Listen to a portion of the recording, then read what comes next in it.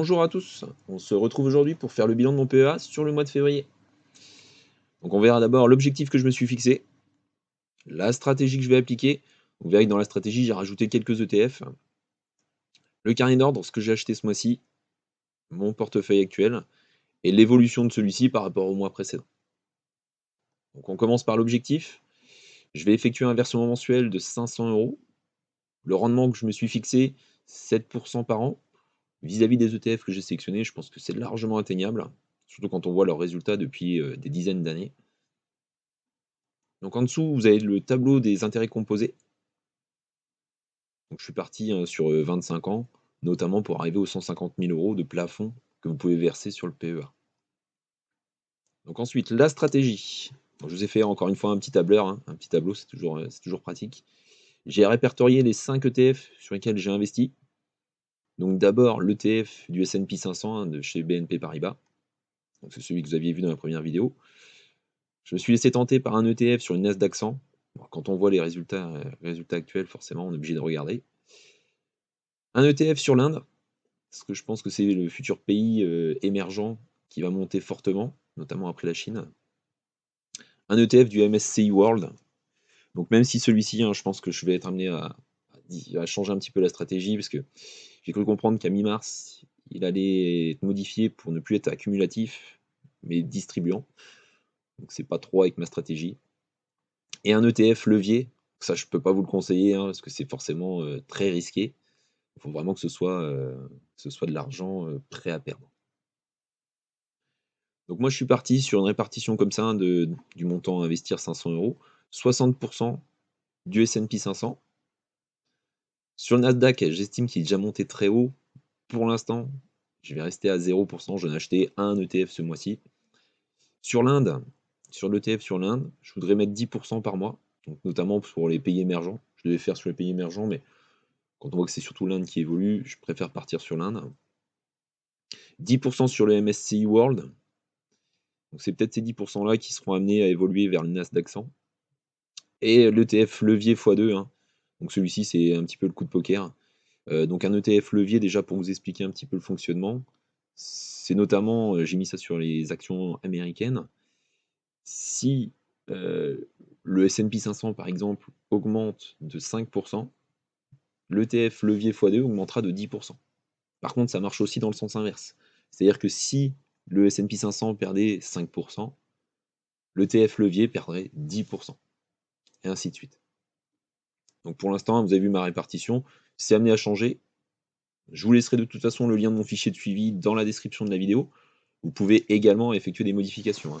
Donc là, vous pourriez très bien mettre 50, 10%, arriver sur du 100% de toute façon. Ça vous indiquera en fonction du cours actuel le nombre d'actions à acheter pour le mois. Sauf si vous voulez le faire sur l'année, enfin, tout dépend votre méthode DCA que vous allez appliquer. Maintenant, le carnet d'ordre. Donc là, vous pouvez voir le détail de ce que j'ai acheté, notamment sur le mois de février. Je pense que pour que ça soit encore plus parlant, on ira faire un petit tour sur Fortunéo tout à l'heure. Donc si vous voulez voir le détail, vous pourrez appuyer sur pause sur la vidéo. On va aller voir le portefeuille maintenant. Donc là, vous pouvez voir que j'ai pris 29 ETF S&P 500.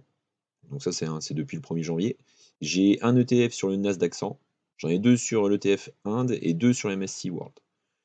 J'ai 4 ETF à effet de levier.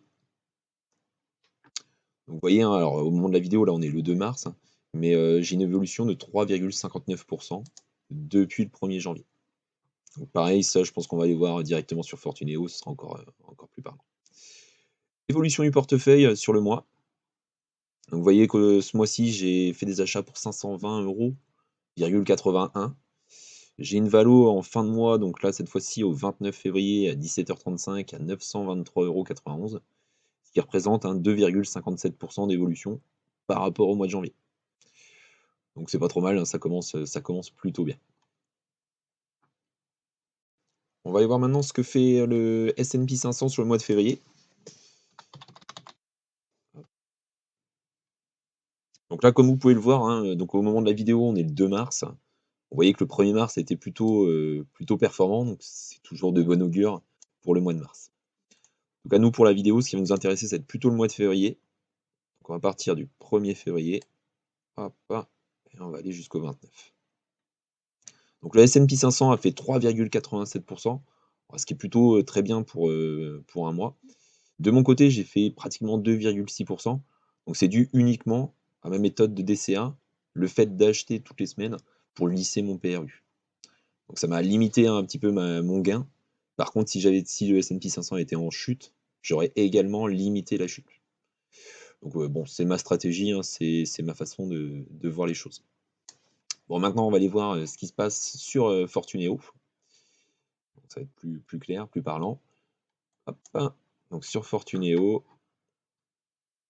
Donc juste pour rappel, hein, je vous rappelle qu'il y a une offre de parrainage sur Fortuneo, donc qui est plutôt intéressante. Donc je vous laisserai mon code parrain dans la description de la vidéo. Donc là, ce mois-ci, hein, c'est 140 € si vous versez 1000 € et que vous ouvrez un PEA. Hop, donc je vais me connecter. Donc là, pour rappel, on est le samedi 2 mars. Voilà la valorisation de mon PEA. Vous pouvez remarquer également que j'ai pas que des ETF. Bon, j'ai fait une petite boulette en début de mois, enfin sur le mois de janvier. J'ai voulu acheter ALD parce que soi-disant ça allait remonter.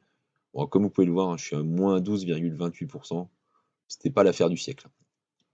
Bon, voilà par contre mes ETF. Donc celui-ci c'est l'ETF à effet de levier.